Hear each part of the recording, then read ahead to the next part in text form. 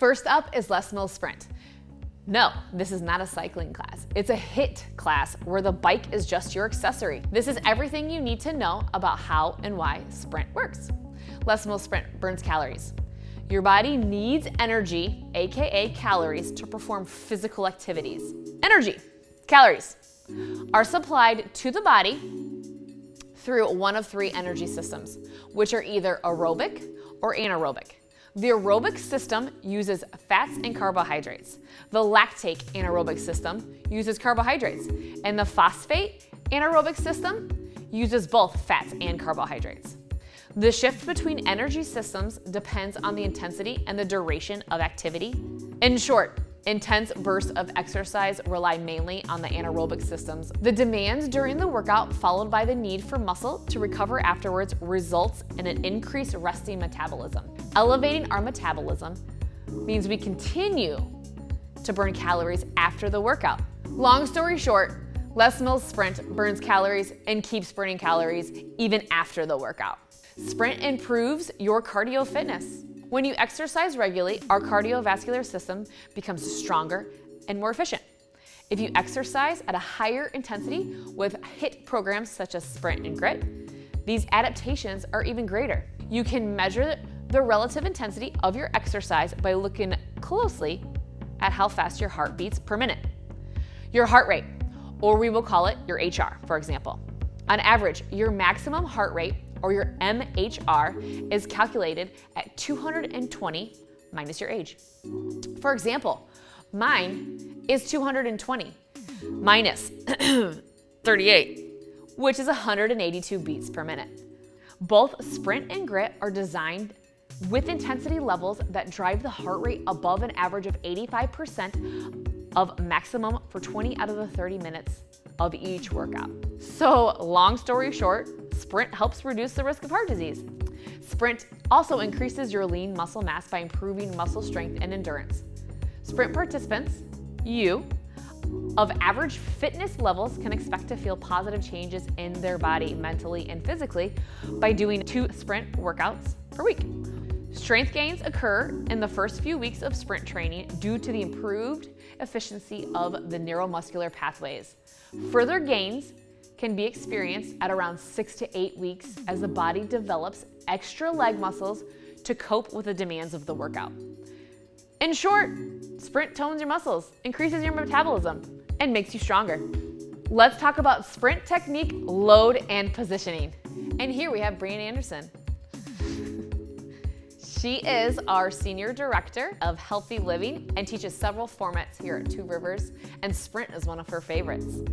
Why do you love this class, Bri?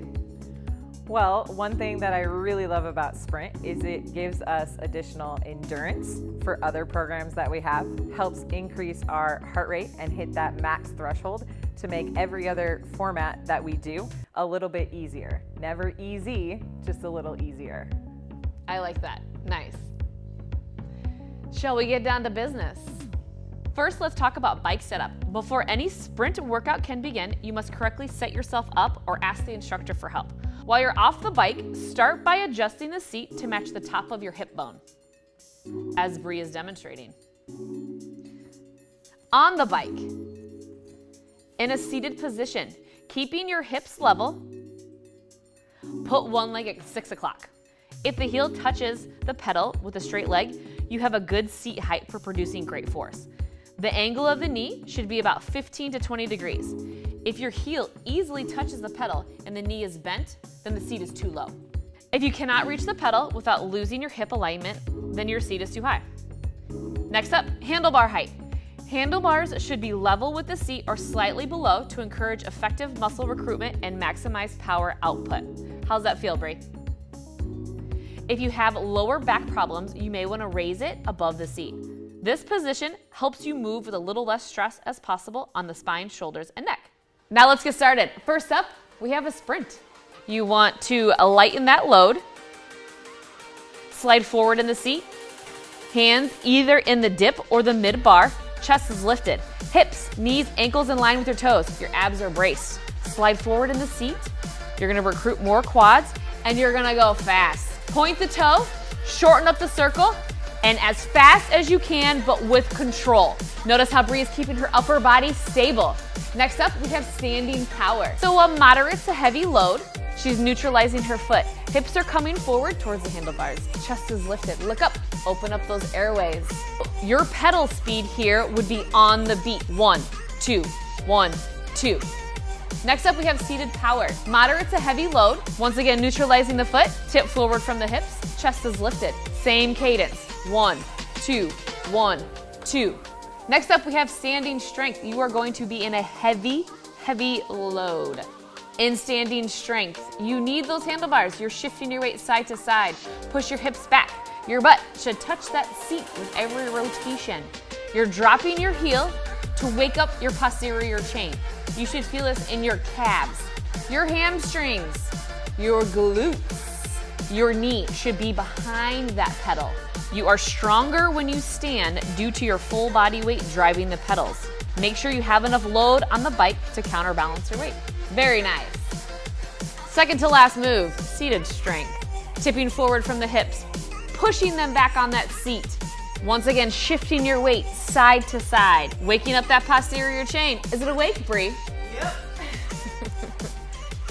Using those handlebars wherever it feels comfortable for you. Dropping the heel, a little less leverage, huh? And lastly, we have your rest period. Yay! Sit up, butt to the back of the seat, shoulders back, lift chest. You have the option to go slow or stop moving. Look up, let the arms hang loose and just breathe. Now you have all the tools. You're ready to take on sprint.